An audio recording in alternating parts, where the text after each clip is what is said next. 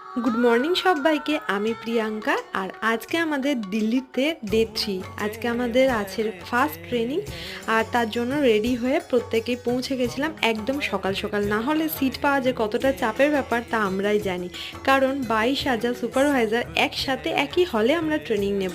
আর প্রত্যেকেই ছিলাম ভীষণ এক্সাইটেড। কিছুক্ষণের মধ্যে আমাদের ট্রেনিং স্টার্ট হয়ে গেছিলো, যা চলবে বিকেল 5টা অবধি। ফার্স্ট দিনে প্রেসিডেন্ট টিমদের এরকম র্যাম্প শো ছিল, আর সেই জায়গায় নিজের মাকে দেখে সত্যি আমার খুব ভালো লাগছিল। তারপর আসলে এই ফুলের তোড়াটা পাওয়ার কথা ছিল অর্ঘ্যর, বাট ও তখন হলের মধ্যে না থাকার জন্য আমি কালেক্ট করে নিয়েছিলাম। 22,000 মানুষের মধ্যে রেকগনিশন হতে সত্যি খুব ভালো লাগছিল। আর ব্রেক টাইমে আবারও আমরা কিছুজন একত্রিত হয়ে রিলস বানিয়েছিলাম, এনজয় করেছিলাম। তারপর আবারও ঠিক টাইমে হলে এসে ট্রেনিং নিতে স্টার্ট করেছিলাম। এই করে করে কিভাবে যেন 5টা বেজে গেল আর আমাদের ট্রেনিংও কমপ্লিট হয়ে গেল। এসে আমরা একটা